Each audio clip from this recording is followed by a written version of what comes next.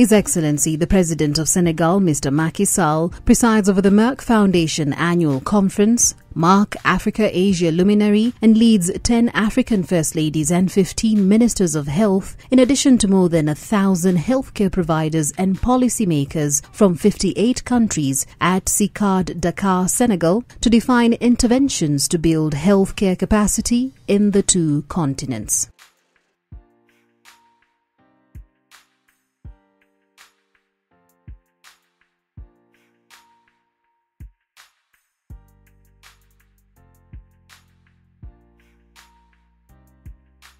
Excellences, Mesdames les Premières Dames, Monsieur le Premier ministre, Monsieur le ministre, Mesdames, Messieurs les ministres d'État, Monsieur le ministre de la Santé et de l'Action sociale, Mesdames et Messieurs les ministres, Excellences, Mesdames, Messieurs les ambassadeurs, Madame la Présidente de la Fondation Merck, représentant également le professeur Frank Haverkamp, Président du Conseil exécutif de la Fondation Merck, Madame la représentante de Gavi Alliance, Madame la représentante de l'UNICEF et Madame la représentante de l'OMS, Mesdames et Messieurs les représentants des partenaires techniques et financiers, Mesdames et Messieurs, chers participants, chères participantes, chers Badianougor,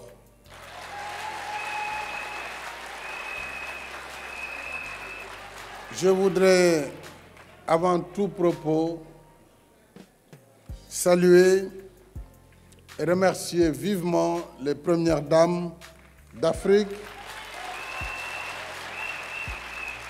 venues nombreuses répondre à l'invitation de leur sœur, la Première Dame du Sénégal,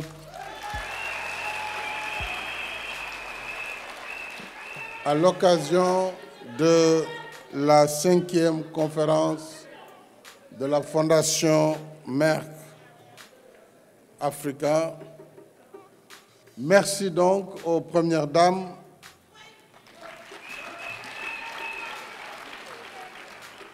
Je vais essayer de citer les pays. J'espère que j'aurai une citation heureuse. Première dame du Ghana. Première dame du Botswana. De l'autre côté. Première dame du Burundi. Première dame du Niger. Première dame de la République centrafricaine. Première dame de Sierra Leone, première dame du Tchad, première dame de la Zambie et, j'espère, première dame du Botswana. Bien sûr, première dame du Sénégal.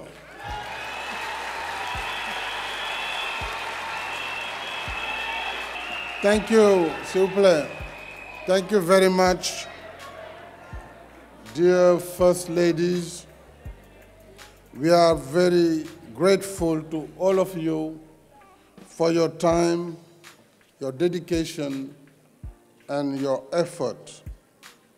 I hope you are also enjoying your stay in Senegal. Thank you again, Professor Frank Haverkamp and Dr. Rachel Kelej, for your commitment, donc pour votre engagement humanitaire au service de la santé et du bien-être des populations par la science et la technologie. Je vous remercie toutes et tous, chers participants, acteurs gouvernementaux et non gouvernementaux.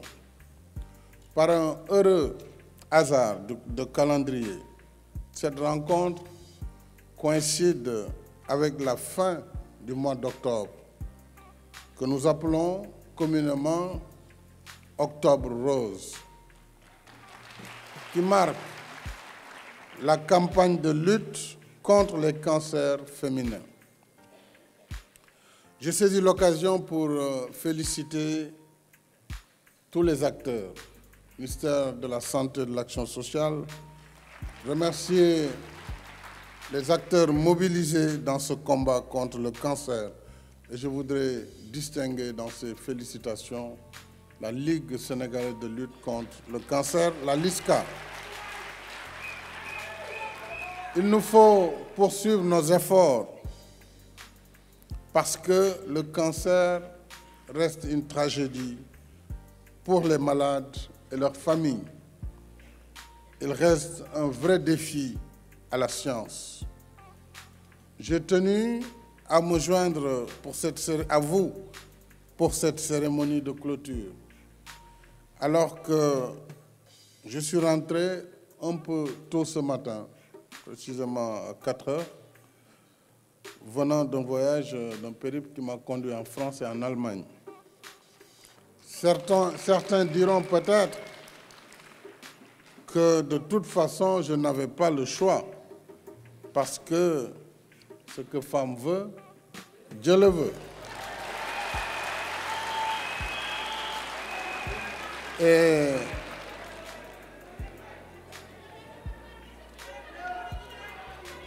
quand les premières dames se lèvent pour engager un combat, il n'y a rien d'autre à faire que de se lever et de les accompagner.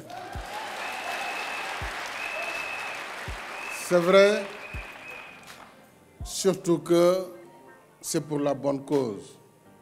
Ceci dit, ce qui est valable pour les présidents est valable pour vous tous. C'est valable pour les générales, femmes de généraux, c'est valable pour les ministres et les femmes citoyennes. Donc, c'est pourquoi je lance un défi à tous, maris, frères et autres membres de nos familles, pour qu'ils se joignent à nous dans cet élan humanitaire pour la santé et la famille et la vie. Quelles que soient nos origines, nos races et nos conditions sociales, puissantes ou faibles, riches ou pauvres, il nous arrive tous de tomber malades. Dès lors, nous sommes liés par notre condition humaine. Il est donc dans l'ordre naturel des choses que nous soyons solidaires face aux défis que nous impose la maladie. C'est pourquoi j'ai tenu à venir pour vous exprimer mon soutien et vous encourager.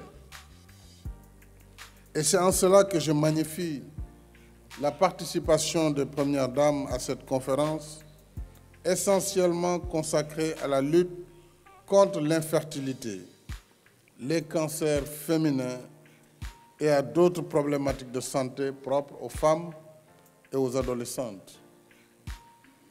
Votre rôle est crucial dans le plaidoyer, la prévention et l'éveil des consciences par l'éducation, l'information et la sensibilisation. Si le cancer reste un défi pour la science, il y a aussi des actes simples pour en réduire les risques et sauver des vies. Encore faudrait-il être bien informé. Revenant à notre événement du jour, je voudrais également saluer l'engagement exemplaire de la Fondation Merck pour la santé. Avec ses 350 années d'activité dans les domaines pointus de la pharmacie, de la chimie, Merck, par ses produits, continue de rendre d'éminents services au monde.